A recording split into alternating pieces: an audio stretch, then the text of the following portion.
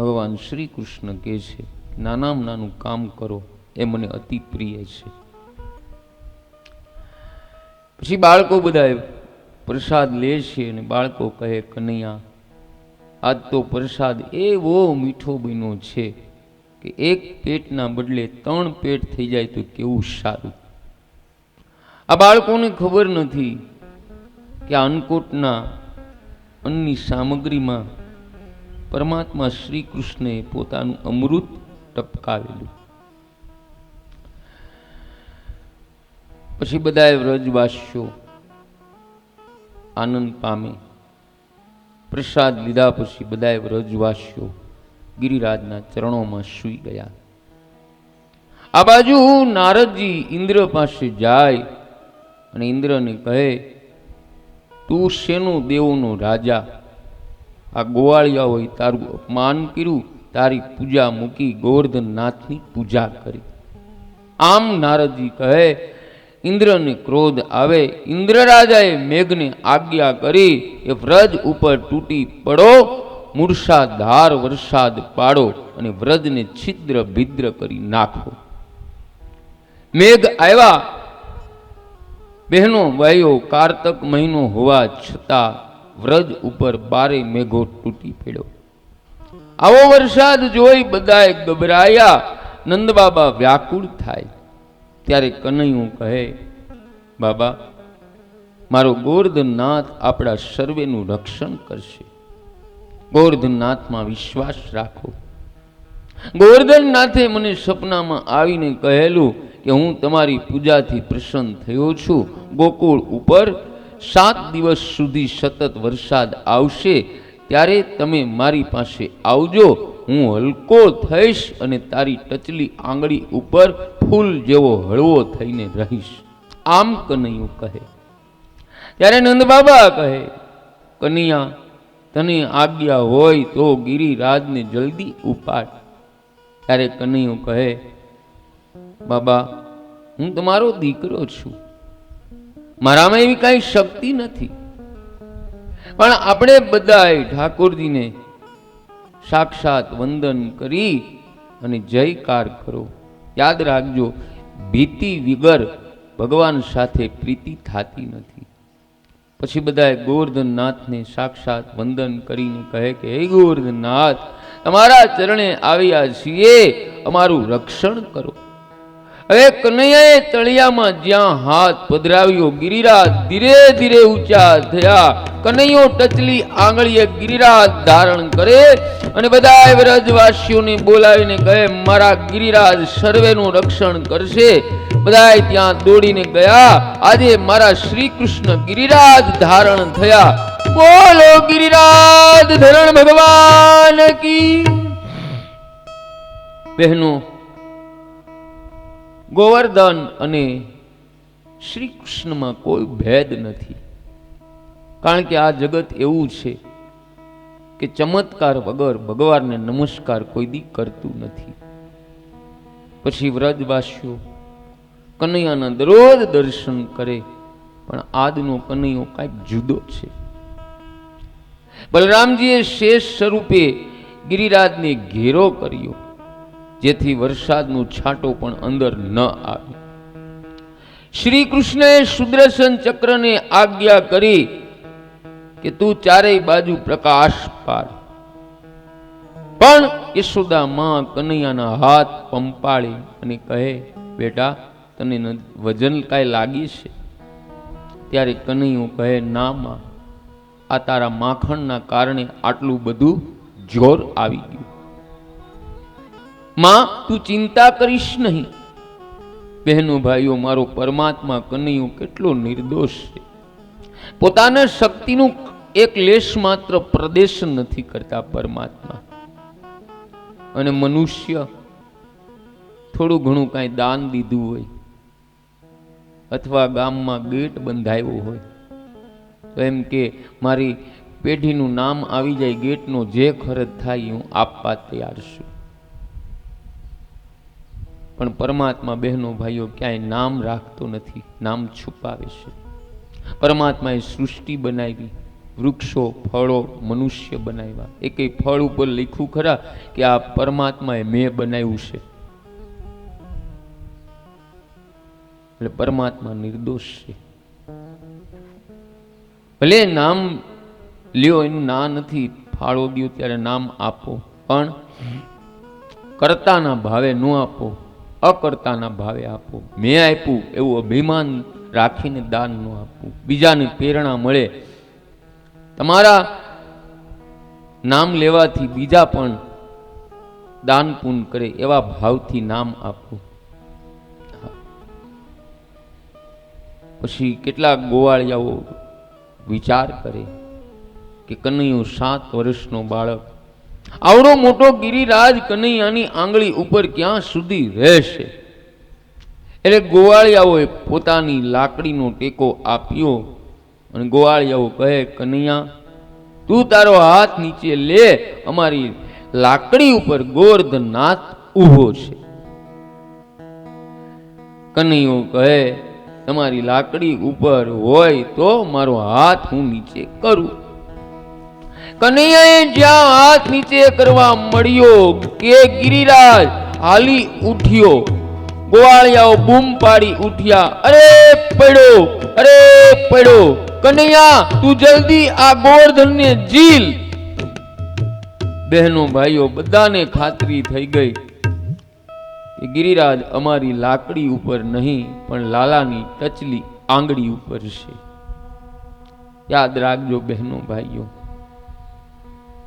દુઃખમાં ટેકો લેવો હોય ને તો પેલા ઈશ્વરને પ્રાર્થના કરીને ટેકો લેવો. હા, જગતના કોઈ જીવનો ટેકો ન લેવો. કદાચ આપણી પરિસ્થિતિ નબળી હશે અને આ જગતના કોઈ લોકોએ આપને ટેકો આપ્યો હશે, એ આપણું અપમાન નહીં કરે. આપણા દીકરાનું કે દીકરાના દીકરાનું ક્યાંય ચોકમાં કે પાદરમાં બેઠો હોય, વાતું કરતો હોય, ત્યારે જેણે ટેકો દીધો હોય ને એમ કહે, એ હળવો લે, તારા દાદાના ઘરમાં જેથી દાણા નહોતા તેથી હું નાખી ગયો તો. માટે બહેનો ભાઈઓ, હંમેશા પેલો ટેકો ઈશ્વરને પ્રાર્થના કરી. પછી ઈશ્વર પોતે આ કળીકાળમાં આવતા નથી, પણ ગમે સ્વરૂપે પરમાત્મા આવે અને તમને ટેકો આપે. અને બીજું એ યાદ રાખજો, મુસીબતમાં કોઈને આપણે મદદ કરી હોય ને એ વારંવાર સંભળાવી નહીં. વારંવાર સંભળાવવાથી શું થાય કે તમે જે કાંઈ મદદ કરી હોય, પુણ્ય કાર્ય કર્યું હોય ને એ બેલેન્સ 0 થઈ જાય. પછી કનૈયો વાંસળી વગાડે, ગોવર્ધનનાથ ડોલવા લાગે. ગિરિરાજનું સ્વરૂપ એવું દિવ્ય કે વ્રજવાસીઓ 7 દિવસ સુધી દેહનું ભાન ભૂલી ગયા, કોઈને ભૂખ તરસ લાગી નથી. આ રીતે 7 દિવસ સુધી ગોવર્ધન પર્વત નીચે સગળા વ્રજવાસીઓ તથા ગાયોનું ભગવાન શ્રી કૃષ્ણ રક્ષણ કરે. હવે ઇન્દ્રને ખાતરી થઈ ગઈ કે કનૈયો પરમાત્મા છે. ઇન્દ્રનું અભિમાન દૂર થઈ ગયું. ઇન્દ્રએ મેઘને આજ્ઞા કરી કે જટ વરસાદ બંધ કરો, નહીતર આ કનૈયો મારું બધું બંધ કરી દેશે. પછી વ્રજવાસીઓ વરસાદ બંધ થયો એટલે બધાય બહાર આવે અને વ્રજમાં જાય. હવે ઇન્દ્ર શ્રી કૃષ્ણનો દૂધથી અભિષેક કરે, તે દૂધ ભેગું થયું, તે કુંડનું નામ સુરભી કુંડ પડ્યું. હા, કારણ ઇન્દ્રની પત્નીનું નામ સુરભી હતું. બહેનો ભાઈઓ, ઇન્દ્ર બહુ ઈર્ષાળુ. કોઈ મનુષ્ય તપ કરે, ઋષિઓ તપ કરે તો એમાં વિઘ્ન નાખવા જાય, ત્યારે સુરભી સમજાવતી કે આવું શું કામ કરો છો? એના ભાગનું ભગવાન એને આપશે. યાદ રાખજો બહેનો ભાઈઓ, બીજાનું સારું થયું હોય અને એનું જોઈને માણસ દુઃખી થાય તો માનવાનું કે આ ઇન્દ્રનો જ અવતાર છે, અને બીજાનું સારું જોઈને રાજી થાય તો માનવું કે આ સુરભીનો અવતાર છે. બીજાનું જોઈ અને રાજી થાવ, એમાં મારો પરમાત્મા રાજી છે. હવે આજે બધાને ખાતરી થઈ ગઈ કે આ કનૈયો બાળક નથી, ઈશ્વર છે. કનૈયાના કારણે આપણે બધાય બચી ગયા. પણ હવે લોકોને શંકા થવા લાગી કે આ નંદબાબાનો છોકરો છે કે કોઈનો લઈને આવેલા. નંદબાબાને બોલાવીને પૂછો તો ખરા, પણ એક વડીલ વ્રજવાસી કહે કે તમને તો આજે શંકા જાય. અરે મને તો કનૈયાના જન્મથી જ શંકા ગઈ હતી કે નંદ યશોદા ગોરા અને કનૈયો કેમ કાળો. પછી સૌ નંદબાબાને સભામાં બોલાવીને પૂછે કે નંદરાય ખરું કેજો, આ કનૈયો તમારો દીકરો છે? નંદબાબા બે હાથ જોડી ગાયોના સોગન ખાઈને કહે કે કનૈયો મારો જ દીકરો છે. બહેનો ભાઈઓ યાદ રાખજો, પહેલાના સમયમાં ગાયના સોગન ખવાતા ને તો પણ લોકોને ભરોસો આવી જતો. અત્યારે એકનો એક દીકરો હોય એના સોગન ખાય તોય લોકોને ભરોસો નથી આવતો, કારણ સોગન જ ખોટા ખાધા છે. હા, સોગન ખોટા ખાધા છે. પછી યશોદાને આ વાતની ખબર પડે. યશોદાજી કનૈયાને બોલાવીને પૂછે, હે કનૈયા, તું કોનો દીકરો? કનૈયો કહે, માં હું તારો દીકરો. યશોદામાએ ગમ્મત કરી કે બેટા તું મારો દીકરો નહીં, બલરામ મારો દીકરો. કનૈયો રડવા મળ્યો, ના માં હું તારો દીકરો છું, તું મારી માં અને હું તારો કનૈયો. ત્યારે યશોદા કહે, પણ કનૈયા લોકો બધા એને શંકા કરે છે કે નંદ યશોદા ગોરા, કનૈયા તું કેમ કાળો? કનૈયો કહે, માં આમાં દોષ તારો. રાતના 12 વાગે મારો જન્મ થયો અને આખી રાત અંધારું મને વળગી ગયું. મેં તને જગાડવાની મહેનત કરી પણ તું જાગી નહીં, એટલે હું કાળો. પણ એવું નથી બહેનો ભાઈઓ, યાદ રાખજો, આના ઘણા કારણો છે. યાદ રાખજો બહેનો ભાઈઓ, મારા શ્રી કૃષ્ણ પરમાત્માને જે સ્ત્રી પુરુષ પરમારથ કરે એ અતિ પ્રિય છે. આભના વાદળા બહેનો ભાઈઓ પરમારથ કરે છે, સહન કરે છે, તપસ્યા કરે છે. હા, સૂરજની સામે તપી તપી અને દરિયામાંથી જળ સિંચી સિંચી આપણા માટે તપ કરે છે. બરાબર અષાઢ મહિનો જામે અને ઘોર જંગલમાં મોર પરમાત્મા શ્રી કૃષ્ણને પ્રાર્થના કરે છે કે હે પરમાત્મા, હવે આ ધરતીને તમે લીલી છમ કરો. એ સમયે મોરના આંખમાંથી આંસુ પડે અને ઢેલના મુખમાં જાય ત્યારે બહેનો ભાઈઓ મોરના બચ્ચાનું નિર્માણ થાય. મારા મોરની અંદર કામ નથી એટલે મારા કનૈયાએ મોર પીછનો મુંગટ ધારણ કર્યો છે. એવી રીતે બહેનો ભાઈઓ આભના વાદળા તપસ્યાને પરમારથ કરે છે. એટલે મારા શ્રી કૃષ્ણે બહેનો ભાઈઓ આ આભનો રંગ જોઈ તો જોઈ લો, શ્યામ વર્ણનો છે. માટે પરમારથ કરતા થઈ જાઓ. બીજાનું ભલું થાય એમ કરો, એ મનુષ્યનો સાચો જન્મ લેવાનો હેતુ છે.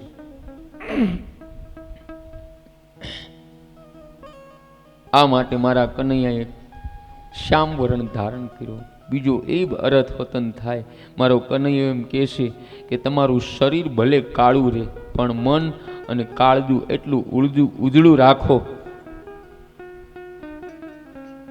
કે જગતને તમે અતિ પ્રિય લાગો.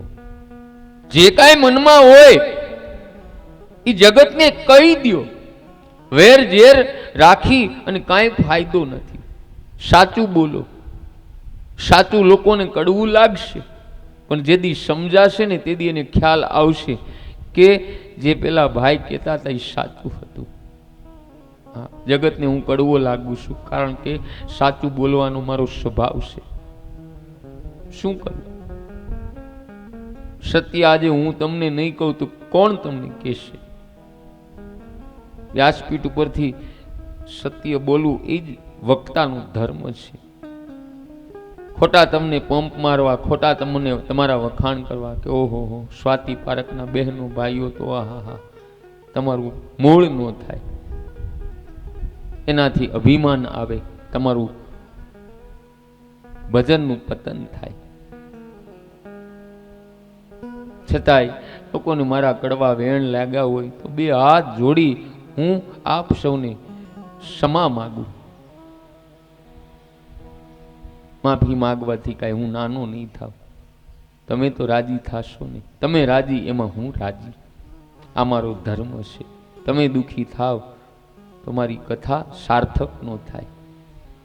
મારો કનૈયો એમ કહે છે કે જેવું હોય એવું કેવું. પછી બહેનો ભાઈઓ યાદ રાખજો, ભગવાને ટચલી આંગળી ઉપર ગોવર્ધન ધારણ કરેલો, કારણ કે ટચલી આંગળી એ સત્વ ગુણનું પ્રતીક. અરે આપણી આ ઇન્દ્રિયો હાથ કાન નાક દ્વારા વાસનાનો વરસાદ પડે ત્યારે સત્વ ગુણનો આશરો કરો.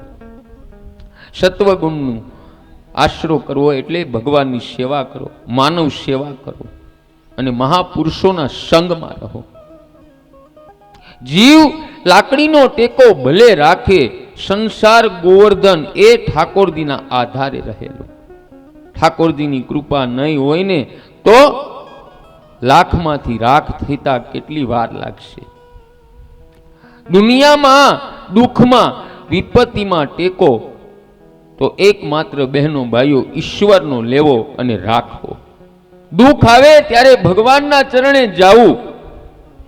એ ગોવાળિયાઓએ ગોવર્ધન નાથનો આશરો લીધો અને ભગવાનના શરણે જવાથી ભગવાને આપને જરૂર દુઃખમાંથી બચાવશે અને આપણું ભગવાન રક્ષણ કરશે. વ્રજ ભક્તો પણ અન્ય દેવતાઓનું શરણ મૂકી મારા શ્રી કૃષ્ણના ચરણોમાં ગયા ત્યારે ભગવાન શ્રી કૃષ્ણે બધાય વ્રજ ભક્તોના સુખ અને દુઃખનો ભાર પોતાના માથે ઉપાડી લીધો. આ ભાવ બહેનો ભાઈઓ ગિરિરાજ લીલાનો છે. આ ભાવ ગિરિરાજ લીલાનો.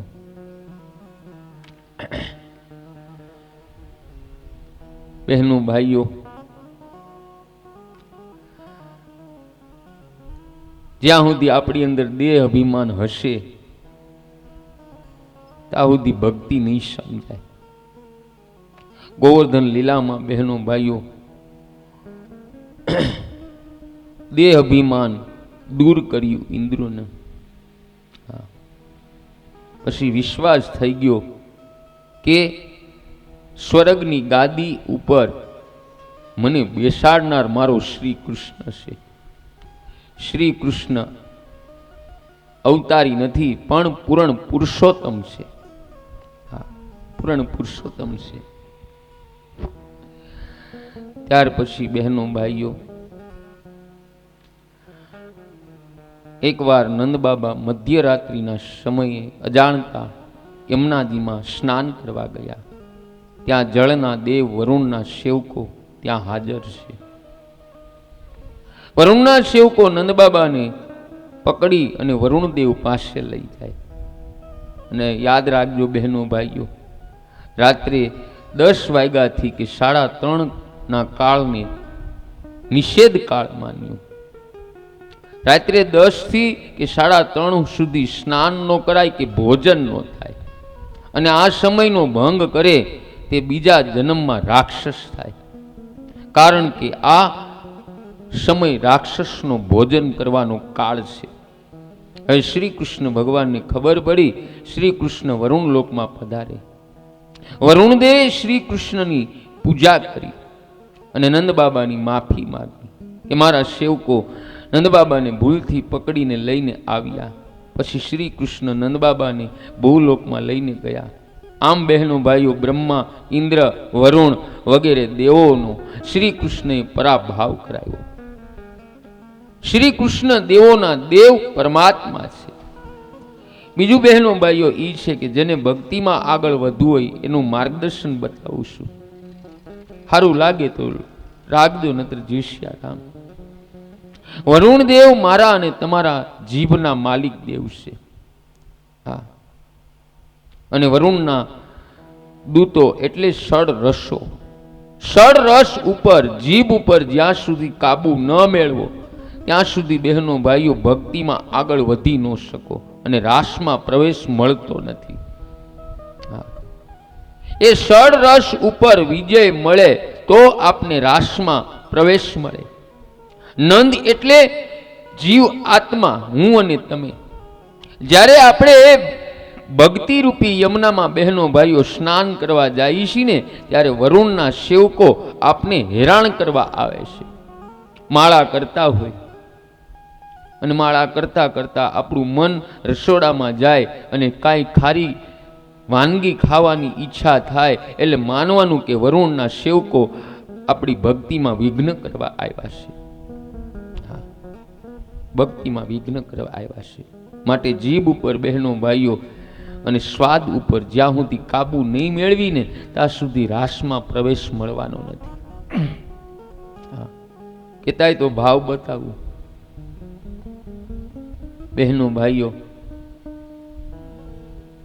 પેલા મનુષ્યનું કાંઈ નિયમ ન હતો. પછી ઋષિ મુનિઓએ બળદદેવને ભગવાન મહાદેવ પાસે મનુષ્યના નિયમ જાણવા માટે મોકલા. મહાદેવે કહ્યું કે મનુષ્યને 3 વખત સ્નાન કરવું અને 1 વખત ભોજન કરવું. મહાદેવ બહેનો ભાઈઓ આમ કહ્યું અને બળદદેવ મૃત્યુલોકમાં આવી અને ઋષિને કહ્યું કે મનુષ્યને 3 વખત ભોજન કરવું અને 1 વખત સ્નાન કરવું. બળદદેવ ભૂલી ગયા. બળદદેવે એની ભૂલ સુધારી અને આખી જિંદગી બહેનો ભાઈઓ પોતાના ખંભા ઉપર આપણા બધાનો ભાર ઉપાડ્યો અને ખેતી કામ કર્યું, પ્રાયશ્ચિત કર્યું. બળદદેવનું પ્રાયશ્ચિત ઓછું થયું. મારા શિવજીને દયા આવી અને ધરતી ઉપર એવો વૈજ્ઞાનિક પેદા કર્યો કે એ વૈજ્ઞાનિકે ટ્રેક્ટરની શોધ કરી અને બળદ ઉપરથી કામ ખેતીનું હળવું થયું. બળદદેવે એની ભૂલ સુધારી પણ મનુષ્યએ ભૂલને વધારી. 3 ટાઈમની બદલે બહેનો ભાઈઓ અત્યારે ઘણા મનુષ્ય 6 વખત ખાતા હશે. યાદ રાખજો બહેનો ભાઈઓ, બધાને કહું છું, કથા કેવલ ખાલી ભક્તિ માટે નથી પણ શરીરને કેમ સાચવી રાખવું એના માટે પણ માર્ગદર્શન આપે છે. અન્ન અને જલ ઈ દવા છે. આપને તાવ આવ્યો હોય બહેનો ભાઈઓ તો ડોક્ટર પાસે જાય. ડોક્ટર તપાસીને કહે કે આલ્યો આ 3 ટક તમારે 1 ભાગ લેવાનો છે. અમારા જેવો કોઈ મૂર્ખ હોય તાવ હારો ન થાય 3 ભાગ હારે લઈ લે, પછી શું થાય? આડઅસર થાય. આડઅસર થાય. અને અત્યારે બધાને આડઅસર થઈ છે બહેનો. કોઈને બીપી, કોઈને ડાયાબિટીસ, કોઈને એસિડિટી, કોઈને કબજિયાત, કોઈના શરીર ફૂલાઈ ગયા છે. આવી બધી આડઅસર થઈ છે બહેનો ભાઈઓ. મારા પરમાત્માએ આ મનુષ્ય બંગલો બનાવ્યો છે. આ મનુષ્ય બંગલાની અંદર મારા પરમાત્માએ એક વેતના પેટની અંદર બહેનો ભાઈઓ કેવી સુંદર મજાની સિસ્ટમ બનાવી. તમે જલ, અન્ન, જે કાંઈ પદાર્થો છો એ મુખમાં મૂકો અને ગળે ઉતારો અને પેટમાં બધું નાખો છો અને એનું પરમાત્મા એવી રીતે ફિલ્ટર કરી આપણી નસે નસમાં લોહી બનાવી અને પહોંચાડી દેશે. આ પરમાત્માની કેવી રચના છે વિચાર કરો બહેનો ભાઈઓ. તમારો બંગલો હોય એમાં પ્લમ્બર ફિટિંગ કર્યું હોય અને એ બંગલાની અંદર તમારા ઘરનો હેઠવાડ નાખતા હોય, તેલવાળું, મરચું, પાવડર, આ બધો હેઠવાડ ભેગો થાય, ચિકાશ થાય, ક્યારેક એ પાઇપ બંધ થઈ જાય છે. પછી કાં હરિયો નાખવો પડે અને કાં પાણીની પિચકારી મારવી પડે અને તોય ન જાય તો વચ્ચેથી પાઇપ કાપી અને નવો નાખવો પડે. મારો કહેવાનો ભાવાર્થ એ છે બહેનો ભાઈઓ કે મનુષ્યને પણ આ બંગલો બનાવ્યો છે. આ બંગલાની અંદર પરમાત્માએ બહેનો ભાઈઓ એવું ઝીણું ઝીણું પ્લમ્બર ફિટિંગ કર્યું છે કે આપણા કેસ કરતાં પણ પરમાત્માએ અંદર એવી ઝીણી ઝીણી પાઇપલાઇન ફિટ કરી છે કે આપણે ખાટું તળેલું, તીખું, ચિકાશવાળું, તમતમતું ખોરું આ બધું ખાઈ અને પછી આપણું લોહી જાડું થાય અને પછી આપણું લોહી અમુક જગ્યાએ બંધ થઈ જાય છે. પછી ડોક્ટર એમ કહે કે તમારી નળી બ્લોક થઈ ગઈ છે. મારો કહેવાનો ભાવાર્થ એ છે બહેનો ભાઈઓ કે અન્નનો અને જલનો સદુપયોગ કરો. લખ્યું છે શાસ્ત્રમાં કે ઘરમાં રસોઈ કરો, બરાબર, તો એક વ્યક્તિની રસોઈમાં એક જ ચમચી તેલ હોવું જોઈએ, તો કોઈ દી તમને રોગ ન થાય. અને પરમાત્માએ બહેનો ભાઈઓ મને તમને 32 દાંત શા માટે આપ્યા? એનું કારણ કે તમારા મુખમાં કોળીઓ મૂકો, એને 32 વખત ચાવી ચાવીને ગળે ઉતારો, ક્યારેય જીવનમાં રોગ ન થાય, ક્યારેય રોગ ન થાય. માટે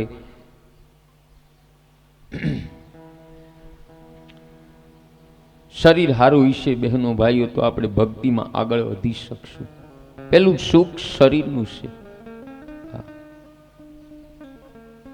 તો બધાને કહું છું, ખાવા પીવામાં કાળજી રાખજો. બહુ તળેલું તીખું ન ખાવું. ત્યાર પછી ચીરહરણ લીલા. એક સમયે યમુનાના કિનારે વ્રજની કેટલીક કુમારિકાઓ પોતાના વસ્ત્રોને કિનારે મૂકી નગ્ન રીતે યમુનાના પાણીમાં સ્નાન કરી રહી છે. તે જ સમયે શ્રી કૃષ્ણ ત્યાં આવી પહોંચે. તે વ્રજની કુમારિકાઓને નગ્ન સ્નાન કરતા જોઈ તેના કિનારા ઉપર પડેલા વસ્ત્ર લઈ અને નજીકના કદમના ઝાડ ઉપર શ્રી કૃષ્ણ ચડી જાય. પછી કુમારિકાઓને પોતાના વસ્ત્રો અહીં લાવી લઈ જાઓ એમ જણાવે છે ભગવાન. ભગવાન વસ્ત્ર વરણ શું કામ કર્યા? ભગવાનનું કહેવાનો ભાવાર્થ એ છે કે નદીના પાણી